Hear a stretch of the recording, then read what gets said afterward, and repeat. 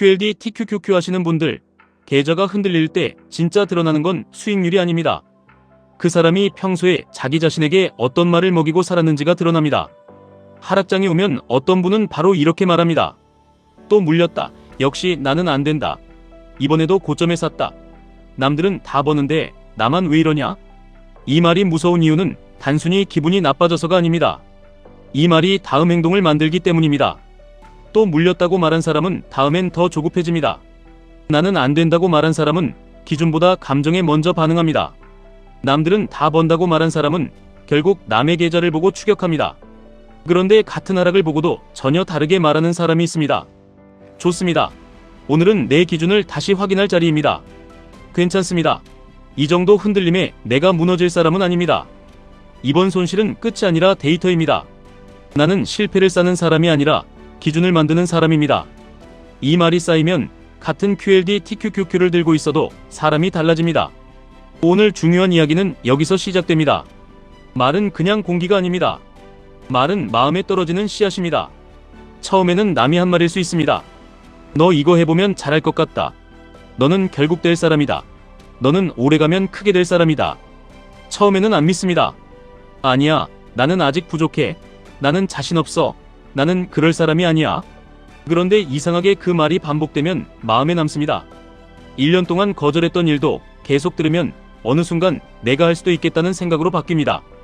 처음엔 권유였는데 어느 순간 선택이 됩니다. 처음엔 남의 말이었는데 어느 순간 내 정체성이 됩니다. 투자도 똑같습니다.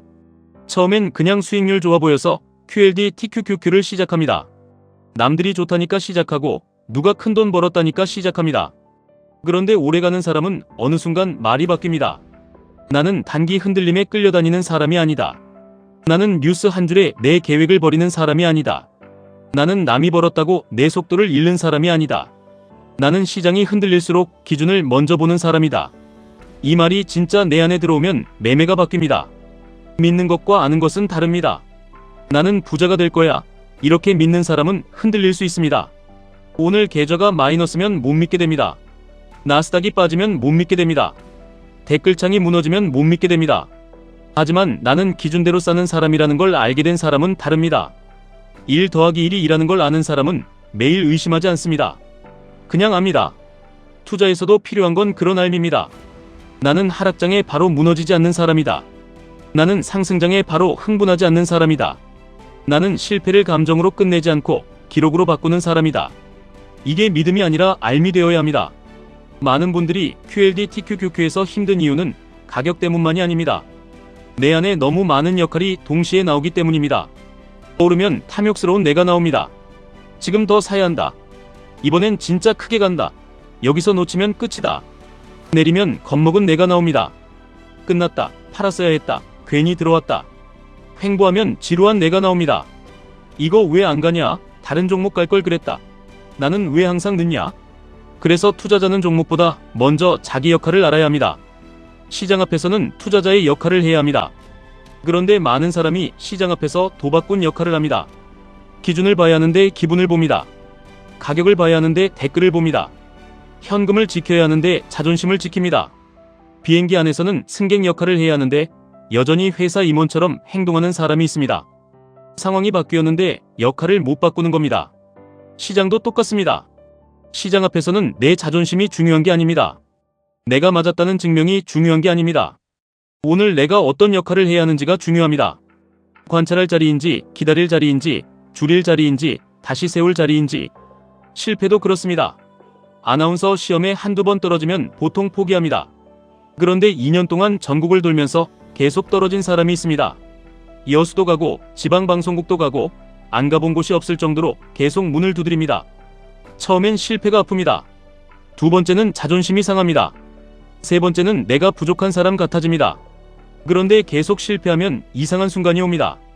실패가 더 이상 특별하지 않아지는 순간입니다. 실패가 나를 부수는 사건이 아니라 나를 훈련시키는 과정이 되는 순간입니다. 수십 번 떨어진 사람은 마지막에 더 이상 초보자가 아닙니다. 떨어진 횟수만큼 대기실 분위기를 알고 질문의 흐름을 알고 내 표정이 언제 굳는지 알고 어디서 말이 막히는지 압니다. 그러니 어느 순간 붙을 수밖에 없는 사람이 됩니다. QLD, TQQQ도 마찬가지입니다. 손실 한 번에 무너지는 사람은 손실을 벌로 생각합니다. 하지만 오래가는 사람은 손실을 자료로 봅니다. 내가 왜 추격했지? 왜 현금을 안 남겼지? 왜 손절 기준 없이 버텼지? 왜 남의 수익률을 보고 내 원칙을 버렸지? 이 질문을 하는 사람은 결국 달라집니다. 불안이 없는 사람이 성공하는 게 아닙니다. 불안을 들고도 앞으로 가는 사람이 성공합니다. 나는 불안하지 않다. 나는 흔들리지 않는다. 이런 말은 멋있지만 현실적이지 않습니다. QLD TQQQ를 들고 있는데 어떻게 안 흔들립니까? 나스닥이 빠지고 금리가 흔들리고 반도체가 흔들리고 빅테크 뉴스가 쏟아지는데 어떻게 마음이 평온하기만 하겠습니까? 중요한 건 불안을 없애는 게 아닙니다. 불안을 데리고도 기준을 지키는 겁니다. 불안하니까 더 천천히 봅니다. 불안하니까 더 작게 움직입니다. 불안하니까 더 기록합니다. 불안하니까 더 남의 말에 바로 반응하지 않습니다. 불안은 적이 아닙니다. 불안은 신호입니다. 문제는 불안을 빨리 없애려고 충동 매매를 하는 겁니다. 불편함을 못 견뎌서 손이 먼저 나가는 겁니다. 그 순간 투자는 무너집니다. 그래서 감사, 감탄, 감동이 중요합니다. 이건 현실을 외면하자는 말이 아닙니다. 계좌가 빠졌는데 무조건 행복한 척하자는 뜻도 아닙니다. 감사한다는 건 지금 상황에서 내가 잃지 않은 것을 보는 힘입니다. 감탄한다는 건 흔들림 속에서도 배울 수 있는 구조를 보는 힘입니다. 감동한다는 건 어제보다 조금 덜 흔들린 나를 알아보는 힘입니다. 골프 치러 갔는데 비가 오면 보통 사람은 짜증냅니다. 날짜 누가 잡았냐? 오늘 망했다. 괜히 왔다. 그런데 어떤 사람은 다르게 봅니다. 비가 오네. 그럼 맛있는 거 먹으면 되지. 클럽하우스에서 막걸리 먹으면 더 재밌겠네. 상황은 같습니다. 비는 똑같이 옵니다. 다른 건 해석입니다. 투자에서도 비는 옵니다. 급락이라는 비가 오고 횡보라는 비가 오고 손실이라는 비가 옵니다. 그때 매번 짜증만 내는 사람은 시장이 조금만 흐려져도 무너집니다. 하지만 그 안에서 배울 것을 찾는 사람은 오래갑니다. 하락장에서는 겸손을 배웁니다. 횡보장에서는 인내를 배웁니다. 상승장에서는 욕심을 다루는 법을 배웁니다. 계좌가 나를 가르친다고 생각하는 사람은 쉽게 망가지지 않습니다. 인생은 어떤 큰 재난 속에서도 행복을 찾을 수 있다는 걸 보여준 이야기들이 있습니다. 그걸 보고 누군가는 생각합니다. 나도 저렇게 살아봐야겠다. 처음에는 연습입니다. 일부러 좋은 점을 찾아봅니다. 일부러 감사할 것을 찾아봅니다. 일부러 괜찮다고 말해봅니다. 그런데 이걸 계속하면 진짜 사람이 바뀝니다. 행복은 멀리 있는 게 아니라 지천에 널려 있는데 내가 못 보는 것뿐이라는 걸 알게 됩니다. 투자 기회도 비슷합니다. 기회는 늘 화려한 뉴스 속에만 있는 게 아닙니다. 내가 감정에 휘둘리지 않고 기준을 지킨 하루에도 있습니다. 추격하지 않고 참은 하루에도 있습니다.